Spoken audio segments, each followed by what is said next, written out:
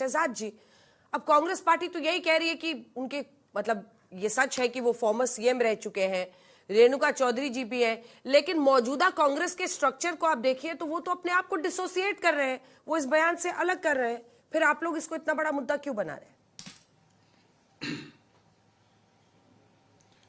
अगर वो डिसोसिएट कर रहे हैं, अगर वो इस बयान से इत्तेफाक नहीं रखते तो पृथ्वीराज चौहान जी पर कार्रवाई करवाते ना। मूलतः और असलियत में क्या हुआ है अंजना जी, आज वो आकर इसलिए स्टैंड नहीं लेना चाहते आपके शो में क्योंकि आज आईएनसी, इंडियन नेशनल कांग्रेस नहीं, इस्लामाबाद नेशनल कांग्रेस बन चुकी है और कांग्रेस की एक ही पहचान, करो सेना का अपमान और पाकिस्तान का गुणगान। ये बयान कब दिया गया?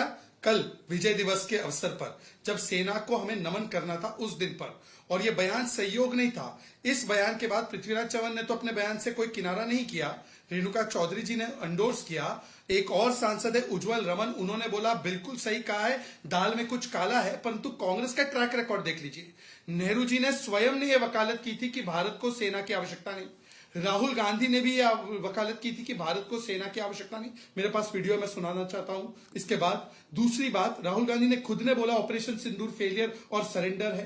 राहुल गांधी खुद ने बोला कि सेना की पिटाई हुई, जिस पर सुप्रीम कोर्ट ने बोला कि ये कोई बात भारतीय नहीं कर सकता। कांग्रेस ने सर्जिकल स्ट्राइक हो, बालाकोट एयर स्ट्राइक हो, ऑपरेशन सिंदूर हो, तीनों पर सवाल खड़े किए गए। फिर सड़क का गुंडा बोला था आर्मी के चीफ को। कारगिल विजय दिवस 5 वर्षों तक कमेमोरेट नहीं किया गया था कांग्रेस के द्वारा, और इसीलिए जो बयान आज पृथ्वीराज चौहान ने दिया है वो दरअसल मूलतः कांग्रेस का बयान है। सुनिए। इंडियाज फार्मर्स, इंडियाज, सुन लीजिए, you will not need the army, navy and air force to be. ये आर्मी, नेवी, एयरफोर्स की आवश्यकता नहीं पड़ेगी। ये राहुल गांधी का बयान 2006 की एक किताब है, हमारे पास जो जनरल्स बैठे वो जानते होंगे, ए जिक साहब के ऊपर ये किताब लिखी गई थी मेजर जनरल डीके मॉन्टी के द्वारा। उसमें नेहरू का एक्सचेंज है रॉबर्ट लॉकहार्ट के साथ। रॉबर्ट लॉकहार्ट हमारे फर्स्ट कमांडर इन चीफ थे, पता नहीं अंग्रेज को क्यों रखा था, सेकंड भी अंग्रेज ही थे वैसे 1949 तक। उसमें नेहरू जी को जब लॉकहार्ट बोलते हैं कि ये मिलिट्री प्लान है भारत का, तो वो बोलते हैं we don't need the military plan, हमें मिलिट्री की आवश्यकता नहीं, हम तो अहिंसा में विश्वास रखने वाले लोग हैं। अब मैं पूछना चाहता हूं कांग्रेस के जो अघोषित या जो सेकंड प्रवक्ता के रूप में आए हैं, क्या कांग्रेस पार्टी ने विजय दिवस कारगिल का सेलिब्रेट किया 5 साल? नहीं किया। सड़क का गुंडा के लिए संदीप दीक्षित को निकाला? नहीं निकाला। राहुल गांधी ने बोला सेना की पिटाई हुई, जिसपे सुप्रीम कोर्ट ने आपत्ति दर्ज की, राहुल गांधी पे कोई कार्रवाई की? नहीं की। तो ये कांग्रेस का चरित्र है। 26/11 के बाद मोस्ट फेवर्ड नेशन स्टेटस दिया, फली मेजर की बात नहीं सुनी, अमेरिका के दबाव में आके कोई एक्शन नहीं किया, और जब ऑपरेशन सिंदूर से एक नया सेटअप हुआ कि जिसमें हमने 9 आतंकी कैंप और 11 मिलिट्री बेस तबाह किए, तो उस पर सवाल खड़े करते हैं। ठीक है अजय वर्मा जी, किसकी बात मानेंगे आप लोग? नमस्कार अंजना जी। मानेंगे किसकी? नमस्कार, किसकी बात मानेंगे आप लोग? सेना में जब एक के बाद एक प्रेस कॉन्फ्रेंस लगातार हुई, हमारी 3 जाबाज फीमेल ऑफिसर्स ने किया, उसके बाद तमाम जो आर्मी के चीफ ऑफ स्टाफ से उन्होंने किया, किसकी बात मानेंगे साहब आप लोग? ऑपरेशन सिंदूर में क्या नहीं समझ में आ रहा है कांग्रेस पार्टी को? वॉशिंगटन पोस्ट आपके सामने दिखा रही, वॉशिंगटन पोस्ट का ये आर्टिकल दिखाइए। हो सकता है पश्चिमी मीडिया जो पहलगांव के हमले को मिलिटेंट हमला कहती है और जब ऑस्ट्रेलिया में हमला होता है तो उसको टेररिस्ट अटैक कहती है, शायद उसकी बात आप मान लें। वॉशिंगटन पोस्ट है, हेडलाइन पढ़िए, Indian strikes on Pakistan damaged 6 airfields, post analysis finds.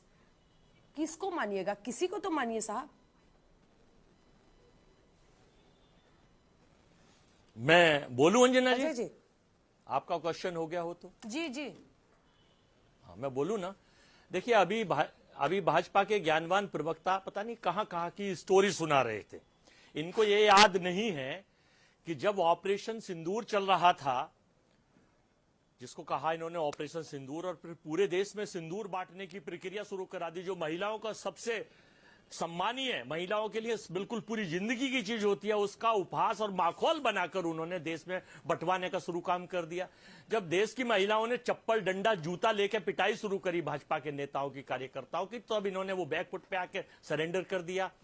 अब मैं किसकी मानूं? ट्रंप साहब ये कहते हैं, साहब के परम मित्र, 50 बार तो उन्होंने कहा पूरे देश के विभिन्न चैनलों पर, विभिन्न स्थानों पर, और 50 बार उन्होंने अपने अमेरिका में अपने पर्सनल सहयोगियों से कहा, नहीं 100 बार उन्होंने ये कहा अंजना जी कि ये ट्रंप, ये युद्ध जो है हमने रुकवाया है।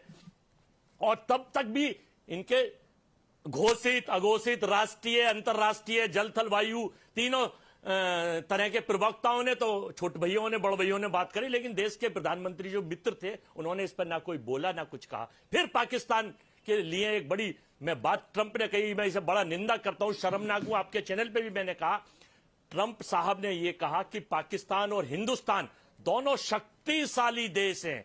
हमने उसकी निंदा करी, विरोध करी कि नहीं, भारत शक्तिशाली देश है, पाकिस्तान आतंकिस्तान है, टेररिस्ट है, वहां आतंकों को पालता है, लेकिन निंदा किसी के मुंह से नहीं फूटी। फिर जब एक हमारी बेटी को इनके डिप्टी सीएम ने किस तरह का भाषा इस्तेमाल करी पूरा देश जानता है, पूरे देश ने देखा कि फिर इनके एक एमपी ने कहा अरे वो तो हमारी बेटियां, ये पूरी, मैं वो भाषा कहने लायक भी नहीं है, महिलाओं को असम्मान होता है, मैं बड़ा सम्मान करता हूं।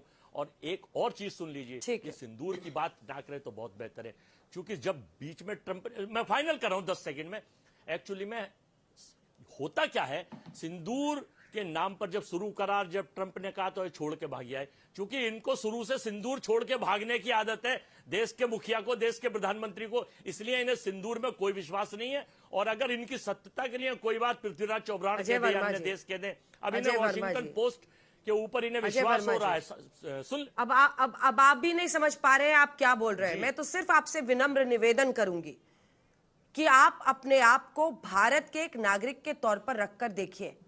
यहां पर इंडिया पाकिस्तान के युद्ध की बात हो रही है, आपके एक नेता को आप डिफेंड कर रहे हैं जो ये कह रहे हैं कि हम नहीं जीते वो जीते, और आप देखिए कि आप कैसे जो निजी जिंदगी है प्रधानमंत्री की उस पर टिप्पणी करने की कोशिश कर रहे हैं।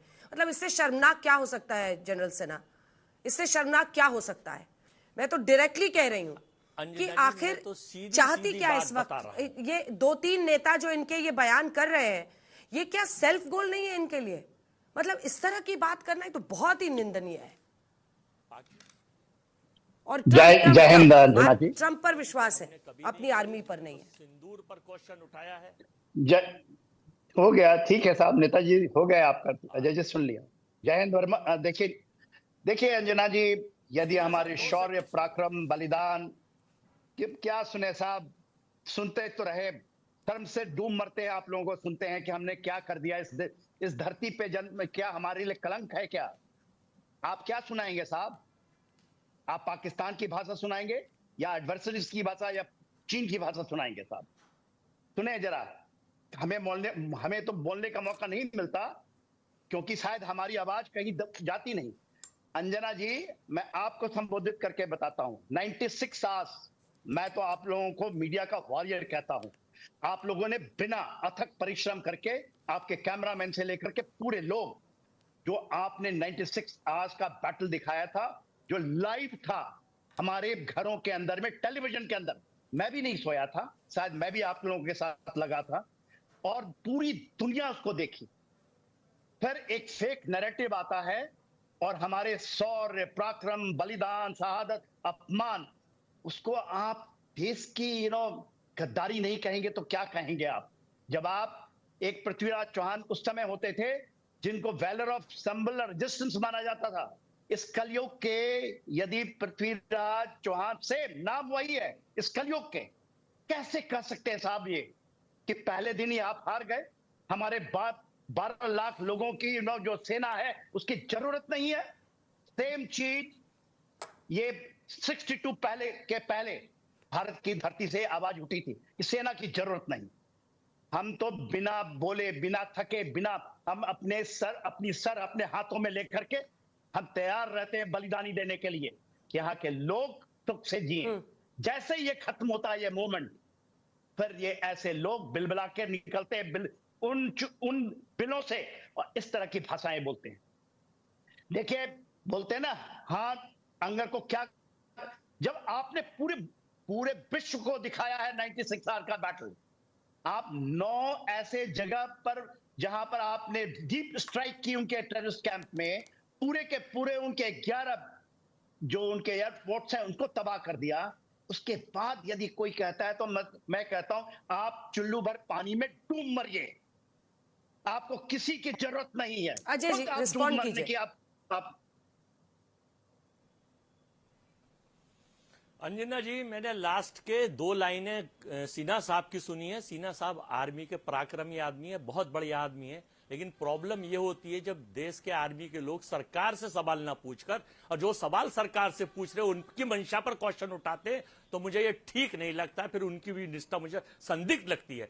इन्होंने पूछा कभी कि आखिर में वो 4 खूंखार आतंकवादी 200 किलोमीटर बॉर्डर से please please please please Sinha साहब, मैं आपके बीच में नहीं बोला था, आप सुन लीजिए। आप महामहिम है, आने वाले समय आपके बीच में नहीं बोला था, आप सुन लीजिए। मैं हम बड़ा सम्मान करते हैं, लेकिन जो देश के साथ जो लोग भी गद्दारी करते हैं और सुरक्षा के साथ जो गद्दारी करते हैं, बच्चों के लिए मुंह दिखाने लायक नहीं रहेंगे। वो लोग उनसे देश पूरा अच्छी लगती है ना साहब, देश के इतिहास में उनका नाम लिखा जाएगा काले शब्दों में। आपने कभी मुंह दिखाने लायक नहीं बचेंगे आप। आपने कभी देश की सरकार से पूछा कि बेसरन घाटी में 4 खुकन का आतंकवादी 200 किलोमीटर एरिया से कहां से घुस गए, कैसे घुस गए, क्यों घुसियाए, 2 घंटे तक पुलिस क्यों नहीं आई, कैसे उन्होंने हमारे 27 भाई बहनों को गोली मार के हत्या कर दी, सुहाग उजाड़ दिए, बर्बाद कर दिया, किसी का बेटा चला गया, किसी की मां चली गई। तब कर्नल साहब आपके मुंह में दही जमी हुई थी। जनरल साहब, आपने पूछा नहीं सरकार से कि आतंकवादी कौन थे, कहां से आए, और 95 दिनों बाद हमारे जो गवर्नर थे सतपाल मलिक साहब आज बीच में नहीं है, वो सही कहते थे। 95 दिनों बाद जब सवाल दिल्ली में लोकसभा में उठा तो उन्होंने पूरा दिखा दिया क्या हुआ, उस पर भी क्वेश्चन मार्क। और आपने पूछा, आपने कर्नल साहब आपने पूछा, जनरल साहब आपने पूछा कि हरियाणा में इनकी, अब आप मेरे बीच में बोल रहे हैं, हरियाणा में इनकी सरकार, दिल्ली में इनकी सरकार, 8 इंजन की सरकार, और आतंकवादी कैसे तेरे लहूलुहान हमारे देश का देश का वीर जवान, देश अरे के वर्मा वीर, जी, हमारे निवासी वर्मा जी, वर्मा जी देखिए ना, पहुंचते पहुंचते आप लोग कहां पर पहुंच गए हैं कि आप एक डेकोरेटेड ऑफिसर से भी ऑन स्क्रीन लड़ाई करने से बाज नहीं आते हैं। जो आप इसकी गंभीरता को नहीं समझ रहे हैं। आप कह रहे हैं कि आर्मी को सरकार से सवाल पूछने चाहिए, मतलब आप खुद सोचिए कि आप क्या कह रहे हैं। आप लोग तो सरकार में इतने सालों तक रह चुके हैं वर्मा जी, आप लोग ऐसी बात क्यों कर रहे हैं।